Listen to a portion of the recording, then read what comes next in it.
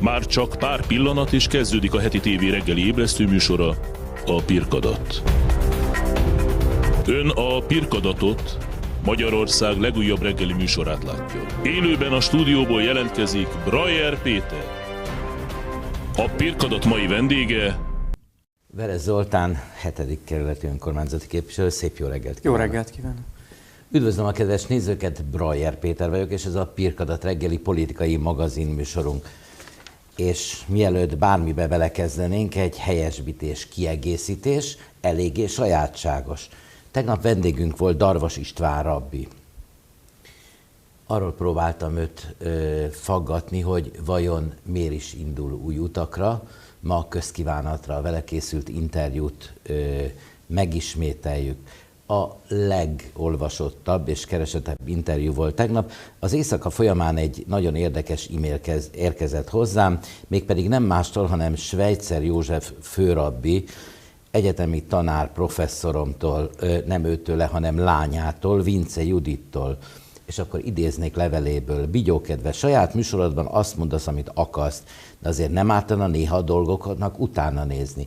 Erre válaszolom, hogy nem foglalkoztunk az édesapjával, pedig évforduló lenne, hanem egyszerűen arra utaltam, hogy ő is, amikor nyugdíjba ment, akkor utána ment egy csoport, igaz, hogy nem imádkozni, hanem 7. kerületben különböző helyeken szombatot fogadtak, beszélgettek, egy olyan csoport, aki nagyon szerette őt. Ez történik most Darvas István rabbival is, aki nem a rabbiságát hagyja ott, továbbra is rabbi marad, nem megy nyugdíjba, hanem nem a mazsihisz kötelékébe, hanem a saját útjait járva. Ezért merészkedtem párhuzamot vonni a kettő között, és ha ezért a család bármelyik tagja úgy érzi, hogy megbántottam, megsértettem, akkor elnézést kérünk. Főrabbi urat nagyon szerettük, én tanítványa is voltam, és csak pozitívakat tudunk és mondunk általában róla. Azt nem szokták megköszönni, nem szokták értékelni, de most azért, mert merészkedtem párhuzamot vonni, már is a postaládában megérkezett a levél. Ezzel a levéllel ellentétben viszont érkezett több száz levél, ami köszönte, hogy objektívan foglalkoztunk a témával. Köszönöm, Judit, remélem, hogy megnyugtató volt a helyreigazítás, és akkor nézzünk, hol tartunk a naptárban. 5781-ben vagyunk már napok óta, Tisri havának 26. napján vagyunk, míg a polgári időszámítás szerint október 14-ét írunk, és már szerda van. Az annyit jelent, hogy lesz ma Erzsébetvárosi híradó is. Szeretettel üdvözlünk minden Helén Utó nevű nézőnket, és mindenkit, akinek születésnapja, házassági évfordulója van, vagy azokat a lányok, asszonyokat, akik éppen a szülészeten vannak, és utódjuknak adnak életet. Ilyenkor szoktam elmondani, hogy megszületni sem könnyű, de élve maradni azt még nehezebb. De van egy patent. Ennek segítségével talán meg tudjuk hosszabbítani az életünket. Ez egy egyszerű, nem szájkosár, hanem, meg nem is cenzúra, hanem szájmaszk, amit ha közösségbe megyünk, utcán vagyunk akár, vagy egy közértbe, vagy közlekedésbe veszünk részt, persze nem akkor, ha a saját autónkba ülünk egyedül, akkor talán nem kell, ezt használják, és természetesen tartsák meg a 1,5-2 méter szociális távolságot, és akkor biztos túléljük ezt is, na meg természetesen, ha bevesszük a vitaminjainkat, és az oltásoknak is eleget teszünk. És akkor nézzük, hogy a bankok hogy segítenek a túlélésbe. Az euró középárfolyama 361,83, míg az angol font 398,65. Természetesen sokunknak fog a nap folyamán a feje fájni, hisz 4 és 11 Celsius között van az időjárás, a hőmérséklet, tehát tegnapihoz képest még kevesebb, ez ingadozik. Ezt úgy lehet megoldani, hogyha fáj a fejünk, bevesszük a tablettánkat, illetve sok folyadékot fogyasztunk, odafigyelünk a kicsikre is és a felnőttekre is. A nap témái változatlanul: a koronavírus, az amerikai elnökválasztás, a hálapénz, és természetesen pontosan a közepén vagyunk a ciklusnak. Milyen ciklusnak vagyunk a közepén? A ciklusnak nem vagyunk még a közepén, hiszen 1 éve volt az önkormányzati választás. Az önkormányzati törvény értelmében, vagy az alaptörvény értelmében 5 évente tartanak önkormányzati választásokat. Ez azt jelenti, hogy a 20%-a telt el a ciklusnak, tehát van még belőle bőven hátra, de azért ez az 1 év enged arra következtetni, hogy lássuk azt, hogy milyen irányba folynak a dolgok, és lássuk azt, hogy mire képesek a jelenlegi önkormányzati vezetések, az önkormányzati erők. Én azt gondolom és azt látom, hogy várakozáson alul teljesítettek még azok részére is, akik a bizalmat az ő kezükbe adták. Akkor nem helyesbítünk, hisz a ciklus közepén vagyunk, hisz lassan, pontosan 2 év múlva lesznek választások, és az általános választások nem 5, hanem 4 évre vannak, a helyhatósági választások, mindazt képviselő is mondta, az van 5 évre. Mennyire van megelégedve a saját teljesítményükkel? Mert az rendben van, hogy az ellenzéket, illetve azok, akik a kormányrúdnál vannak, azokat kritizáljuk, mennyivel van megelégedve a frakciónak a működésével, annak, aminek ön a tagja? A fővárosban is, és itt is. Az ellenzéki és a vezetői lét az teljesen más szerepet és hozzáállást kíván.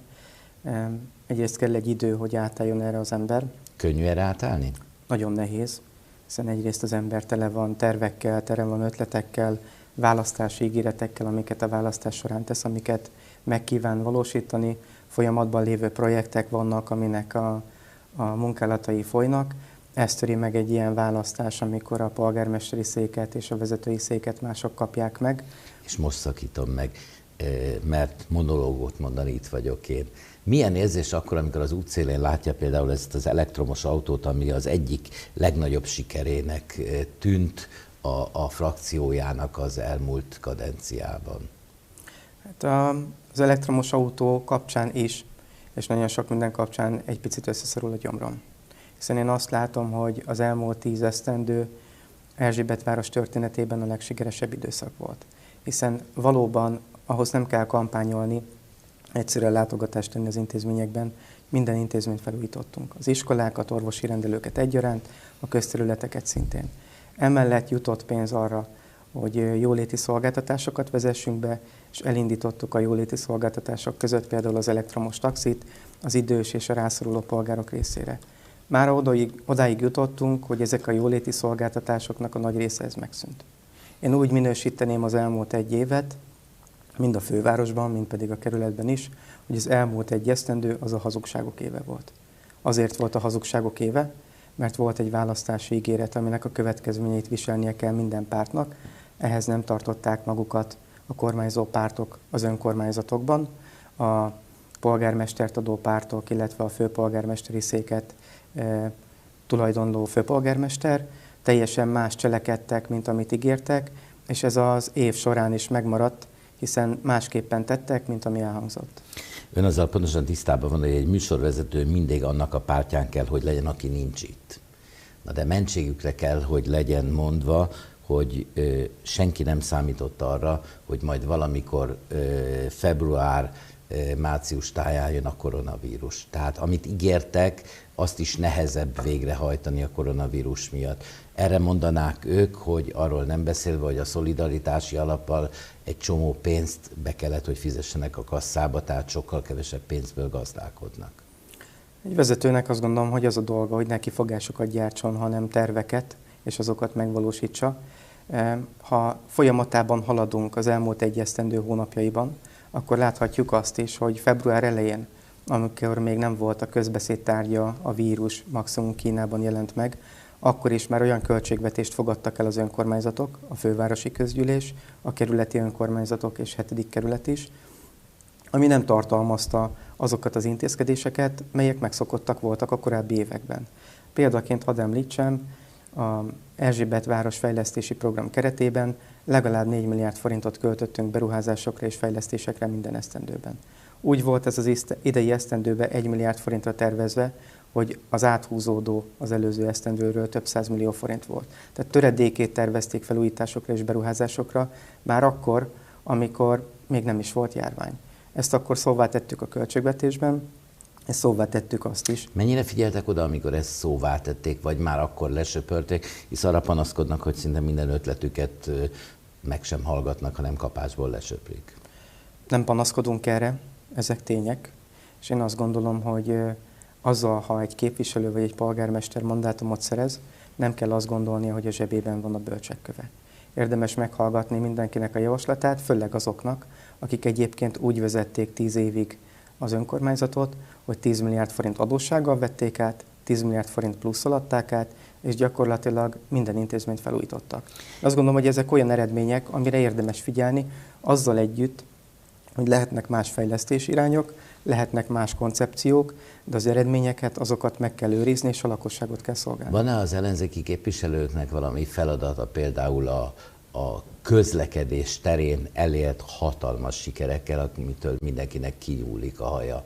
Tehát most már harmadik nekifutása is csak még rosszabb lesz. Én elhiszem, hogy mindenki zöldé akarja tenni a várost meg a kerületet, de így viszont nem lehet közlekedni benne. Tehát ettől sem a lakosok, sem az itt élők, sem senki nem járt jobban. Mi a feladata ilyenkor egy ellenzéki képviselőnek?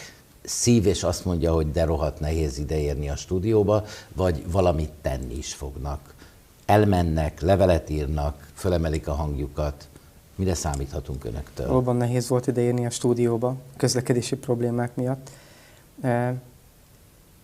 Azokat tettük, amiket szerkesztő úr elmondott, hiszen megkerestük a polgármestert, először is elmondtuk a képviselőtestület ülésén, közgyűlési vitában, hogy ez így nem lesz jó. Milyen válaszokat kaptak erre?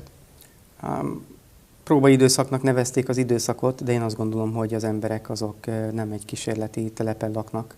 Tehát megvannak ma már azok a módszerek, aminek a segítségével lehet modellezni, és meg lehet vizsgálni azt, hogy minek milyen eredménye várható. Ez szemmel látható volt, hogy nagyon rossz eredményt fog szülni, és ez be is bizonyosodott. Ezt tetézi az is, hogy 2-3-szor módosították a kísérletet, egészen pontosan 2-ször, és mind a 2 alkalommal még rosszabb lett az állapot, amit szóvá tettek a lakók is. Mi szóvá tettük ezt a közgyűlési vitában, konzultáltunk a polgármesterrel, levelet is írtunk neki, és felhívtuk a figyelmét, hogy bizonyos cselekményeket hagyjanak abba. És? Ezek a cselekmények többek között azok közé tartoztak, mely során bírsággal sújtották a lakosságot, az itt élő polgárokat és az autósokat Erzsébetvárosban. Mi azt láttuk, hogy... Ez egy jó bevételi forrás. Egyébként vannak olyan területek, amiben óvatosabbak lettek, és nem mertek további bírságolási gócpontokat kialakítani a kerületben, de az Erzsébet városi Veselényi utcában ott egy hatalmas aranybányát nyitott, kincses bányát az önkormányzat, hiszen több 10 millió forint bevételre tett szert bírságolás útján. Én azt gondolom, hogy ez nem helyes, és egyébként ez egy szemléletbeli különbségre mutat rá a 2 önkormányzati oldal között, hiszen mi soha nem arra törekedtünk, hogy a bevételeket sarcolás és adó útján hajtsuk be, hanem egészen más módszereket alkalmaztunk. Még úgy látjuk, hogy ez a baloldalnak egy kedvelt bevételszerzési formája. Nem tudom, hogy ez mennyire baloldali húzás, minden esetre élhetetlenné, illetve közlekedhetetlenné tették a környéket. Köszönöm, hogy rendelkezésünkre állt. Előzetesek is jövünk vissza, az elmúlt szűk negyed órában Veress Zoltán 7. kerület önkormányzati képviselőjét látták és hallották. Természetesen kíváncsiak vagyunk arra, hogy az ellenzéki képviselők mikor fognak éhségsztrájkot, ülősztrájkot szervezni a polgármesteri hivatalba, csak azért, hogy minket ne nézzenek újabb aranybánya feltöltőknek, meg hogy könnyebben hazamenjünk és hogy élni tudjunk kényelmesen. Előzetesek is jövünk vissza.